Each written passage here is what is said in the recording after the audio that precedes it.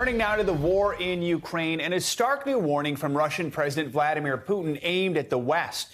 Speaking to lawmakers yesterday, Putin said any foreign intervention would be met with what he called lightning fast retaliation. The threat comes as President Biden prepares to ask Congress to fund a new Ukraine aid package this morning. That's according to NBC News sources. And there's more fallout from that move by Russia's state-run energy company to shut off gas supplies to Poland and Bulgaria for refusing to pay in rubles.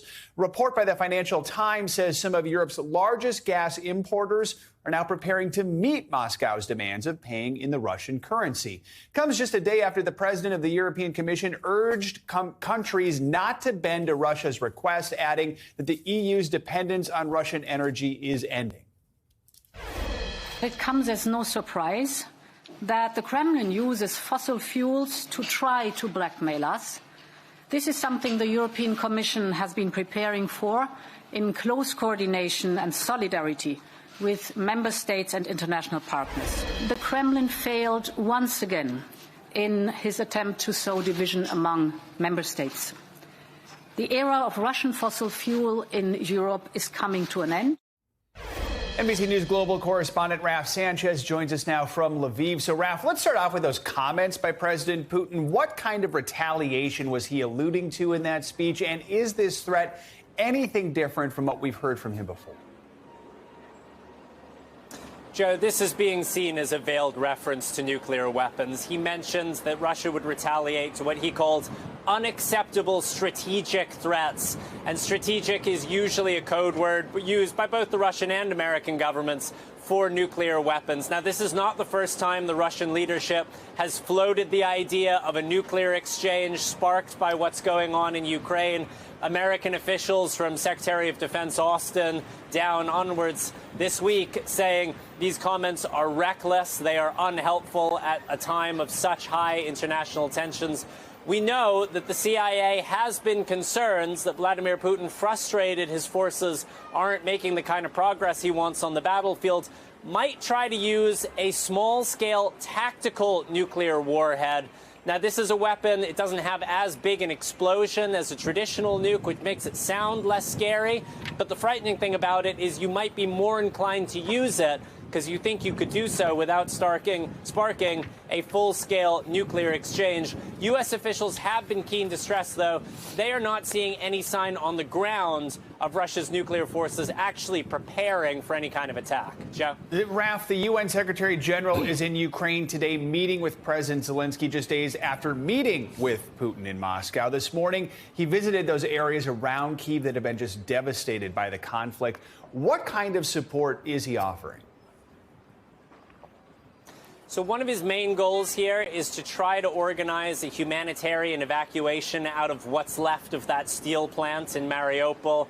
As you said 2 days ago in Moscow, he came out of that meeting with Vladimir Putin saying the Russian president had agreed in principle to allow the UN and the Red Cross to evacuate Ukrainian troops and civilians inside that steel plant.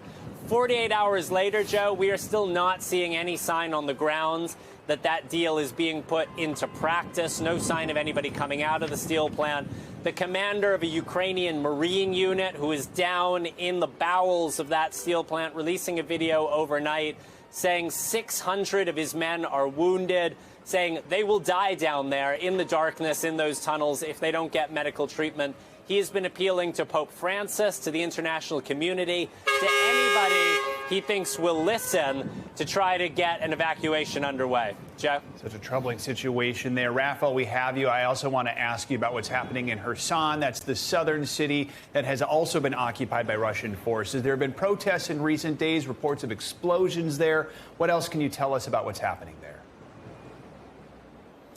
Yeah, Joe, Kherson doesn't always get a lot of attention, but it really matters what's happening there. This is the only city under full Russian control, and it is the city looking most in danger of being annexed by Russia. Just this morning, Russian officials say they're going to start using rubles, the Russian currency in Kherson, and they're going to start handing out Russian passports there. President Zelensky very worried of a rerun of the 2014 playbook from Crimea, where Russia staged a referendum, said 97% of people voted to be part of Russia, and then they annexed Now, we spoke to a man who escaped from Kherson 2 weeks ago, and he described passing through a checkpoint manned by Chechen forces who were searching cell phones. Take a listen to what he had to say. The first checkpoint was the most difficult because at that first checkpoint, Kadyrov soldiers checked the phones and passports very carefully. Were you afraid at that checkpoint? Yes, I was afraid.